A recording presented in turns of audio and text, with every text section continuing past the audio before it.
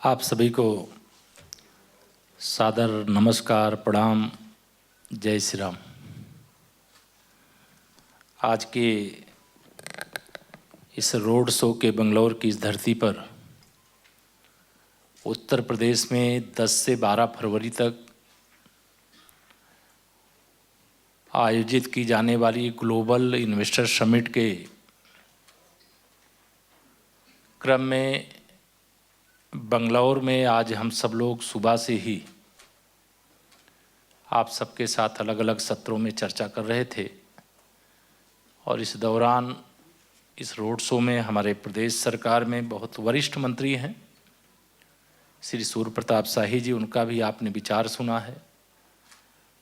हमारे दूसरे कैबिनेट के वरिष्ठ मंत्री श्री योगेंद्र उपाध्याय जी भी मंच पर मौजूद हैं। हमारे श्री दिनेश प्रताप सिंह जी, आप भी प्रदेश सरकार के सम्मानित मंत्री, गिरीश चंद्र यादव जी, आप भी सम्मानित मंत्री, और मुख्य सचिव चीफ सेक्रेटरी के नाते जिनके विचारों को आपने सुना, ऐसे श्री दुर्गा शंकर मिश्र जी।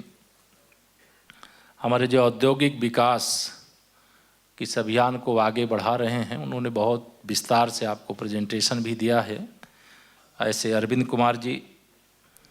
हमारे जो डिफेंस कॉरिडोर का, जो देश के 2 कॉरिडोर हैं, उसमें एक उत्तर प्रदेश में है और इसकी दृष्टि से जो नोडल अफसर के रूप में उत्तर प्रदेश की ओर से कार्य देखते हैं, ऐसे हमारे RKS भदौरिया साहब। CEO के रूप में जो इन्वेस्टर यह समिट हो रही है, बहुत उत्साही ऊर्जावान हमारे अभिषेक प्रकाश जी।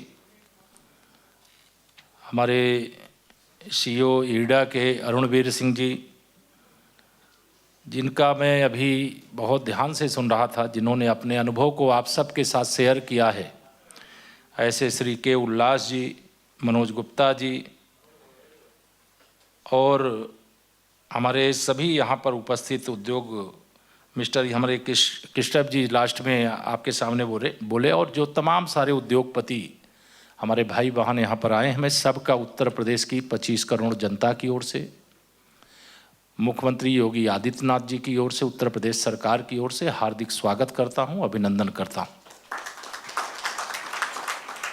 आप सबके सामने जब मैं यहाँ पर बोलने के लिए खड़ा हुआ हूँ, काफ़ी बातें आप सबके समझ आ भी गई हैं, लेकिन इसके बाद भी आज का दिन इस देश के लिए महत्वपूर्ण है। नेताजी सुभाष चंद्र बोस जी की आज जयंती है। मैं उसकी भी आप सबको शुभकामना इसलिए देना चाहूँगा कि आज भारत के हमारे यशस्वी प्रधानमंत्री माननीय नरेंद्र मोदी जी ने आज के दिन को पराक्रम दिवस के रूप में भी मनाने का काम किया है, और उस पर बहुत विस्तार से नहीं जाऊंगा, चूँकि जयंती थी तो स्मरण करना यह आवश्यक था। आज की जो ग्लोबल इन्वेस्टर समिट है, जिसकी दृष्टि से आज हम सब लोग बंगलौर में आए थे, और बंगलौर में आने के बाद एक जानकारी इस समिट के बीच में मैं देना आवश्यक इसलिए समझता हूं कि अभी तक हमारे 33 MOU हो चुके हैं, जिसमें 25,000 करोड़ रुपए का बंगलौर के माध्यम से निवेश करने का यहाँ प्रस्ताव हमको प्राप्त हुआ है। अभी कई और भी, हमारी टीम भी यहाँ पर रहेगी अभी, और कई लोग इस रोड शो के इस कार्यक्रम में शामिल हैं जो अभी और MOU करने वाले हैं। हम हृदय से स्वागत करते हैं आपका। उत्तर प्रदेश में जो निवेशक अपना निवेश लेकर के आ रहे हैं, उनके लिए उत्तर प्रदेश में क्या क्या है, ये हमारे सभी अधिकारियों ने, हमारे वरिष्ठ मंत्री शाही जी ने, सबने बताया है। एक बात मैं और ज़रूर बताना चाहता हूँ, जो आप सबको लगता होगा ज़रूरी है। मेरा विश्वास है, और मुझे लगता है आप भी मेरे विश्वास से सहमत होंगे। राजनीतिक बात करने का ये मंच नहीं था, लेकिन एक लाइन बोल करके जिससे आपके आत्मविश्वास में कहीं कोई कमी है नहीं है, लेकिन उसको और मैं बढ़ाना चाहता हूँ। अभी आने वाले 2024 में तो लोकसभा चुनाव होगा। मेरा पूरा विश्वास है माननीय नरेंद्र मोदी जी के नेतृत्व में हम 2019 से भी बड़ी विजय प्राप्त करके देश में सरकार बनाएंगे। और उत्तर प्रदेश में कम से कम 25 साल तक भारतीय जनता पार्टी की सरकार बनी रहेगी, इसलिए इस बात को लेकर कोई चिंता मत करना। ये मुझे जनता के प्रति मतलब पूरा विश्वास है, क्योंकि मैं वहीं पर उत्तर प्रदेश में रहता हूं और कई और प्रदेशों में कभी कभी जाने का मौका मिलता है, इसलिए देश का वातावरण और प्रदेश का वातावरण या दोनों आपके साथ शेयर इसलिए कर रहा हूं कि जिससे देखिए आज देश के भारत के प्रति जो पूरे दुनिया के अंदर एक विश्वास का भाव बढ़ा है। अगर मैं कहूं कि आज पूरे विश्व में भारत का और माननीय नरेंद्र मोदी जी का डंका बज रहा है तो गलत है क्या? ये पूरी दुनिया में। और ये मैं दूसरी बात कहता हूं, ये भारत का और केवल माननीय नरेंद्र मोदी जी का नहीं, प्रत्येक भारतवासी का डंका पूरी दुनिया के अंदर बज रहा है। और उसके परिणाम स्वरूप आज जो हम ग्लोबल इन्वेस्टर समिट के लिए आपको निमंत्रित करने के लिए आए हैं, आपके साथ चर्चा करने के लिए आए हैं, आपके साथ एमओयू करने के लिए आए हैं, जिसमें मैंने बताया कि 25,000 करोड़, लेकिन हम 2018 से यानी पिछले कार्यकाल से लेकर के वर्तमान जो इन्वेस्टर समिट होने जा रही है इसके बीच में हम लोगों ने जो इन्वेस्टर समिट किया, ग्राउंड ब्रेकिंग जो सेरेमनी किया गया था, इस दृष्टि से लगभग 4 लाख करोड़ रुपए का निवेश उत्तर प्रदेश में आ चुका है। और यह बताते हुए बंगलौर की धरती से, चूंकि बंगलौर का और उत्तर प्रदेश का नाता बहुत गहरा है, उस पर मैं वर्णन करने की आवश्यकता, चूंकि अभी हमारे कामत साहब ने बहुत विस्तार से उसके बारे में सांकेतिक रूप से कह दिया है, क्योंकि उत्तर प्रदेश और दक्षिण भारत और उत्तर भारत का रिश्ता बड़ा गहरा है। और उसके क्रम में मैं आपको बताते हुए कि आज उत्तर प्रदेश के नोएडा में देश के अंदर जितने मोबाइल फोन हैं उसमें से 55% का जो उत्पादन है वो नोएडा के अंदर हो रहा है। 75% ये जो मोबाइल की आपकी स्क्रीन है इसका उत्पादन उत्तर प्रदेश के अंदर हो रहा है। यह बात मुझे इसलिए आपसे शेयर करने की आवश्यकता महसूस हो रही है क्योंकि मुझे लगा कि यह चर्चा की उत्तर प्रदेश में निवेश को लेकर के माहौल कैसा है। मैं यह गर्व से कह सकता हूं कि आज पूरे दुनिया के अंदर, पूरे विश्व के अंदर अगर निवेश के लिए आकर्षण किसी दुनिया के देश के लिए है तो वो भारत के लिए। और जब कोई भारत में आना चाहता है, पूरे हिंदुस्तान में अलग अलग स्थानों पे अलग अलग प्रकार की जैसी स्थिति परिस्थिति जाते हैं, लेकिन मुझे ये कहते हुए प्रसन्नता है कि अगर आज कोई भारत आता है तो वो उत्तर प्रदेश आना चाहता है। और मैं आपको बुलाने के लिए ही, आमंत्रित करने के लिए ही आया। मैं अभी बैठे बैठे देख रहा था कि कर्नाटक अभी G20 की अध्यक्षता भारत को मिली है ना। अब G20 की अध्यक्षता मिली। अब G20 की अध्यक्षता माने केवल माननीय प्रधानमंत्री श्री नरेंद्र मोदी जी को नहीं मिली है, ये 130 करोड़ भारतवासियों को मिली है। उसमें कर्नाटक में भी 23 से 25 तारीख को बैंकिंग क्षेत्र के विषयों को लेकर के यहाँ पर भी समिट की बैठक होने वाली। आप में से चूंकि आप सब उद्योग जगत से हैं, आप सबको निश्चित तौर से इसकी जानकारी होगी। ऐसी ही 4 बैठकें हमारे उत्तर प्रदेश के अंदर भी होने वाली, 4 जगह 11 बैठकें होने वाली हैं। तो यह 4 जगह मतलब 11 बैठकें। और इस दृष्टि से अगर मैं इस पे जाना नहीं चाहता, लेकिन यह डेटा आपके पास भी होगा, ये बैठक जो हो रही है G20 क्या है? G20 माने जो दुनिया की 60% आबादी जहां पर बसती है यह G20 है। जहां की अर्थव्यवस्था 80%, मतलब पूरी यह दुनिया की जो अर्थव्यवस्था का 80% हिस्सा किसके पास है? G20 के पास है। और 75% जो ट्रेडिंग का जो कारोबार है वह भी इस G20 के अंदर है। और वह भारत में आ रही है। पूरा दुनिया एक तरह से G20 के पूरे जो राष्ट्राध्यक्ष हैं वह भी भारत में आने वाले हैं और अलग अलग सेक्टर की बैठकें होने वाली। मैं आप सब लोगों से आज यहाँ इतना ही कहना चाहता हूँ कि जो आज उत्तर प्रदेश को लेकर के ये वातावरण का निर्माण हुआ है, इस वातावरण के निर्माण में कौन सा मंत्र काम कर रहा है, तो मुझे लगता है कि इस बात को आप भी महसूस करते होंगे। देश के माननीय प्रधानमंत्री श्री नरेंद्र मोदी जी ने जब देशवासियों का आह्वान किया, हमारे पास प्रतिभा है, हमारे पास पैसा है, हम पैसा लेके दुनिया में चाहे चीन में चले जाएं, वहां कोई चीज उत्पादन करें, तो हमारे देश के नौजवानों का क्या होगा। तो प्रधानमंत्री जी ने कहा कि हम आत्मनिर्भर भारत बनाएंगे। आत्मनिर्भर भारत बनाने के लिए आप सबका आह्वान किया। आत्मनिर्भर भारत बनाने के आह्वान का परिणाम यह है कि कोरोना के संक्रमण के संकट का सामना करते हुए भी हिंदुस्तान दुनिया की 5वीं अर्थव्यवस्था बनकर के तैयार है।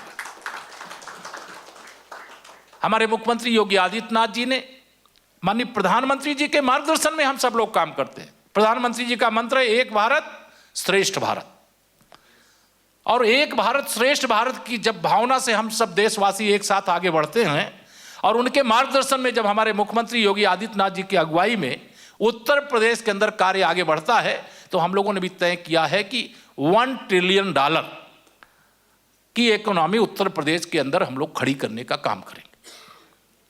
अब उसमें आप सबका आगमन, अब मैं यह कह सकता हूं आज आप सबके सामने कि अगर आप उत्तर प्रदेश में उत्पादन करते हैं तो कई सेक्टर ऐसे हैं कि वहां उत्पादन के बाद वहां उपभोक्ता भी आपके पास मौजूद है।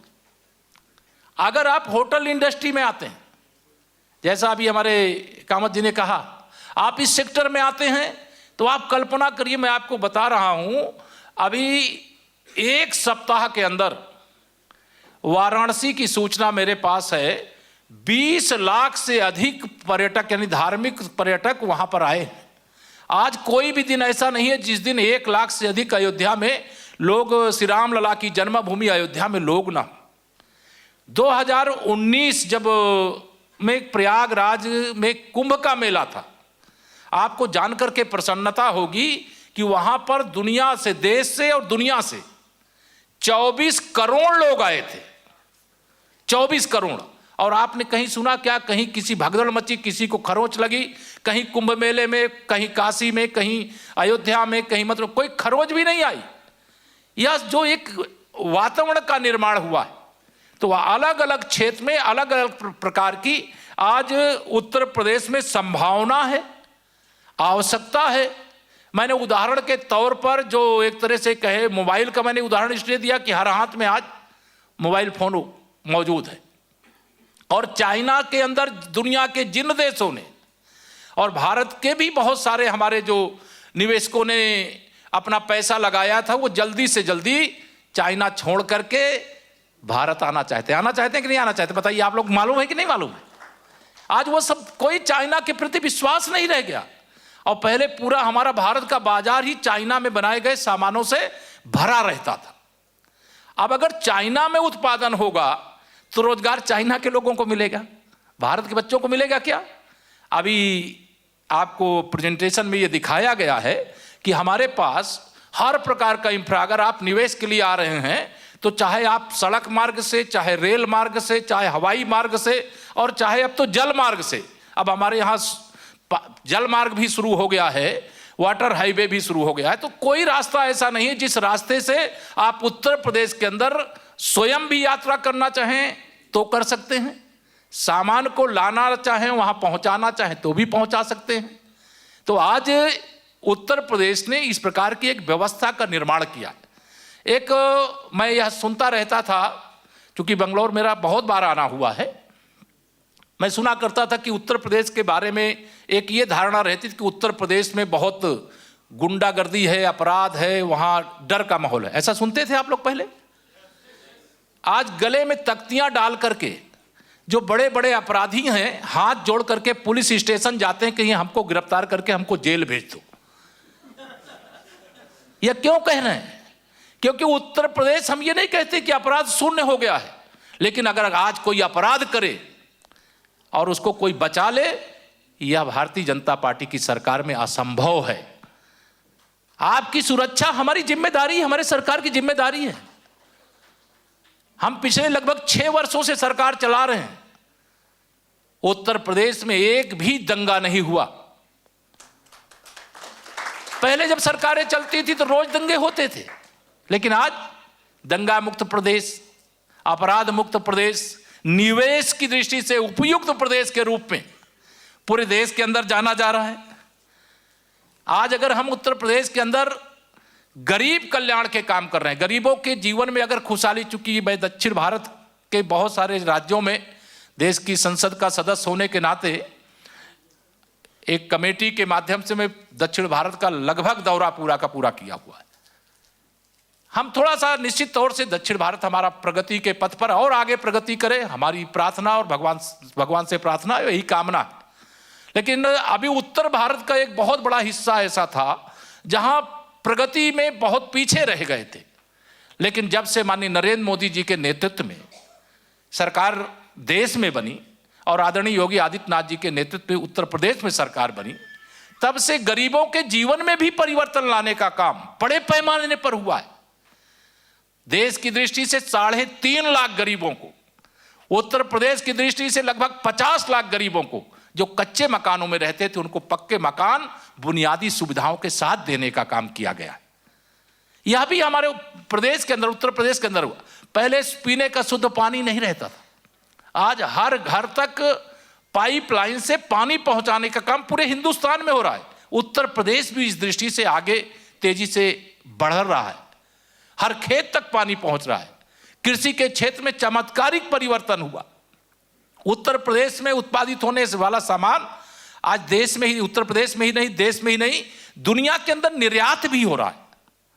तो मैं एक उत्तर प्रदेश के अंदर कोई भी सेक्टर आप चुनिए, हमारी सरकार ने प्रयास किया है कि पूरे हिंदुस्तान के जितने भी हमारे राज्य हैं, भाजपा की सरकार हो चाहे भाजपा की सरकार गैर भाजपा सरकार हो, अगर उनकी नीतियां निवेश की दृष्टि से अच्छी हैं तो उस अच्छाई को हम उत्तर प्रदेश के अंदर जो पॉलिसी बनाए हैं उसके अंदर उसको समाहित किए हैं और उससे भी अच्छा करके तैयार करके हमने पॉलिसी भी प्रस्तुत करने का काम किया है, जिसका आप सबको कहीं ना कहीं मिला है और डिजिटल प्लेटफॉर्म पर भी वो उपलब्ध कराने का काम किया गया।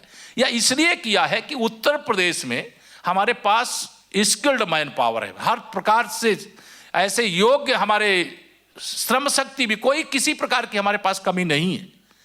कमी जो थी कि आप सब आवें और आप सब आने के लिए तैयार हैं। मैं तीनों लोगों का जो अनुभव सुना उससे मुझे बहुत व्यक्तिगत तौर से ये आनंद हुआ कि हम जितना आपने बताया है वह अच्छा लगा, लेकिन हम ये कह रहे हैं कि इससे भी अच्छा वातावरण हम हर दिन करने की कोशिश कर रहे हैं और लगातार करने का प्रयास करेंगे।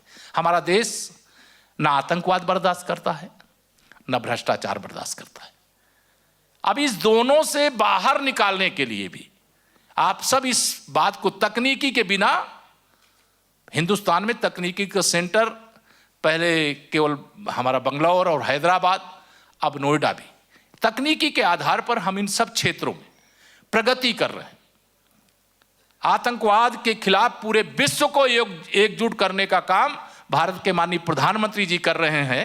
हम किसी पर, हमारा देश किसी पर हमला नहीं करना चाहता, लेकिन आज हम यह भी बताना चाहते हैं कि अगर अमेरिका के ऊपर कोई आतंकवादी हमला होता है, अगर वह अपने दुश्मन के देश में घुस करके अपने दुश्मन को निकाल करके, मार करके उसको जहां पहुंचाना वहां पहुंचा सकता है, तो भारत भी यह सामर्थ्य रखता है। यह भी दिखाने का काम भारत के वीर बांकुरों ने, भारत की वीर सेनाओं ने करके दिखाने का काम, चाहे वो सर्जिकल स्ट्राइक हो चाहे एयर स्ट्राइक हो। आज पराक्रम दिवस के अवसर पर यह भी मैं आपके सामने इसलिए कहना चाहता हूं। दुनिया में अभी कभी क्या रहता था, हम सब यहां तमाम वरिष्ठ लोग भी बैठे हैं, कोरोना जैसी महामारी आवे और भारत की अपनी वैक्सीन तैयार हो जाए, यह किसने किया? यहाँ जो रिसर्च करने वाले हमारे वैज्ञानिक तपस्वी, उन लोगों ने किया। और आज भारत के अंदर वो वैक्सीन का जो सुरक्षा कवच है, और बगल में चाइना का भी हम लोग रोज देखते हैं। तो यह जो अंतर आया है, यह इसलिए आया कि हम आत्मनिर्भर भारत, वैक्सीन, भगवान न करे दुनिया के किसी देश में कोई बीमारी आवे, हम लोग यही कामना करते हैं। हम तो वसुधैव कुटुंबकम, यानी पूरे विश्व को अपना परिवार मान करके उसके हर प्रकार के सुख की प्रार्थना करते हैं, कामना करते हैं। लेकिन आज अगर भारत की अपनी स्वदेशी वैक्सीन नहीं बनी होती तो क्या भारत इतना सुरक्षित इस प्रकार से हम यहाँ पर रोड शो का आयोजन कर रहे होते क्या? यह परिवर्तन आप सबके आशीर्वाद से आया है। मैं अभी माननीय भारतीय जनता पार्टी की राष्ट्रीय कार्य समिति की बैठक थी, मैं उसमें था। माननीय प्रधानमंत्री जी कह रहे थे यह मेरा कुछ नहीं है, या तो अगर इस देश के 130 करोड़ लोगों ने केवल अपनी एक उंगली की ताकत नहीं दिखाई होती, बटन नहीं दबाया होता, तो मैं यह जो कर पा रहा हूं ये तो आप कर रहे हैं, मतलब देश की जनता कर रही, मैं नहीं कुछ कर रहा हूं। उस बैठक में मैं था, मैं सुन करके ये भाव भी कभी हाँ कि देश की जनता का आशीर्वाद, तो उनका कभी ये मन के अंदर भाव नहीं रहता। और परिश्रम की पराकाष्ठा का आदर्श हमारे माननीय प्रधानमंत्री जी प्रस्तुत करते हैं, तो उत्तर प्रदेश में हमारे मुख्यमंत्री आदरणीय योगी आदित्यनाथ जी के नेतृत्व में हमारी सरकार भी प्रस्तुत करती है। आप में से जिनका उत्तर प्रदेश से नाता है, जब से सरकार भारतीय जनता पार्टी की उत्तर प्रदेश में बनी है, दिन रात परिश्रम, सेवा सेवा सेवा सेवा, विकास, सुरक्षा, सारा सेक्टर एक तरफ लेकर के आगे बढ़ने का एक जो आह्वान माननीय प्रधानमंत्री जी के मार्गदर्शन में किया गया है, उस विषय को मैं आप सबके साथ यहाँ पर इसलिए शेयर किया हूँ कि उत्तर प्रदेश का जो माहौल आज हर प्रकार से बना है, उस माहौल को देखते हुए आप सब आज इस समिट के लिए निमंत्रण जब दिया गया है, यहाँ रोड शो के कार्यक्रम में आए हैं। आप सबके माध्यम से मैं जानता हूँ यहाँ कई व्यावसायिक संगठनों फिक्की का आप अगुवाई कर रहे हैं, नेतृत्व कर रहे हैं, तो ऐसे तमाम संगठनों को भी नेतृत्व करने वाले होंगे। जब एक व्यक्ति सुनता है तो दूसरे को भी बताता है। आपके पास अगर निवेश की सामर्थ्य है तो उत्तर प्रदेश में आप निवेश करिए। उत्तर प्रदेश हर प्रकार से आपके निवेश का स्वागत करने के लिए तैयार है। आप जो सेक्टर चुनना चाहें वह सेक्टर चुने, उस सेक्टर में संभावनाएं अपार हैं। और इसलिए मैं आप सब लोगों से आज यहाँ पर इतना ही निवेदन करके अपनी बात पूरी करूँगा, चूँकि काफ़ी देर से आप सब लोग यहाँ पर हमारे पूर्व जो वक्ता हैं उनको भी सुने हैं। अभी हमारे आदरणीय मुख्यमंत्री जी का एक संदेश भी है, वह भी हम लोग संक्षेप पे है, वह भी सुनाएंगे। लेकिन यह जो 10 से 12 फरवरी को उत्तर प्रदेश की राजधानी लखनऊ में ग्लोबल इन्वेस्टर समिट होने जा रही है, उस समिट में आप सबको सादर आमंत्रित करते हुए ये जरूर कहना चाहता हूँ कि आप सबके समर्थन और सहयोग से माननीय प्रधानमंत्री श्री नरेंद्र मोदी जी के मार्गदर्शन में, आदरणीय योगी आदित्यनाथ जी के नेतृत्व में उत्तर प्रदेश के अंदर हम लोगों ने कहें तो मोदी मॉडल हम लोगों ने ऐसा लागू करके आगे बढ़ाने का काम किया है कि निवेश भारी भरकम जो हम लोग लक्ष्य रखे थे, पहले 10 लाख करोड़ का लक्ष्य रखे थे, और मैं यहाँ जब हम लोग आए हैं, यहाँ आने से पहले लगभग 17 लाख करोड़ के निवेश का प्रस्ताव हम सबको प्राप्त हो चुका है, और बीच में शायद और इससे भी अधिक होगा।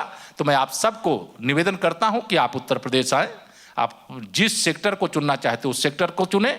हमारी सारी चीज़ें ऑनलाइन भी आपके पास उपलब्ध है, आपको सामग्री भी उपलब्ध कराई गई होगी, उसको भी देख लीजिएगा। और जो उसके बाद भी कोई कठिनाई होगी, हमारे सभी सक्षम अधिकारी, चीफ सेक्रेटरी सहित यहाँ सब साथ में इसलिए आए हैं कि आपका विश्वास, आपने कहा कि यहाँ पर मंत्रिपरिषद ये केवल बंगलौर नहीं, देश की सभी जो ऐसी प्रमुख आर्थिक राजधानियाँ हैं उन सभी स्थानों पे, मुंबई तो हमारे माननीय मुख्यमंत्री जी स्वयं भी गए थे, लेकिन सभी जगह लोग जा रहे हैं। हम सब आपको आमंत्रित करने के लिए आ रहे हैं। आप सब बहुत यहाँ पर बड़ी संख्या में आए, आप सबका धन्यवाद करते हुए अपनी वाणी को विराम देता हूँ। बहुत बहुत धन्यवाद।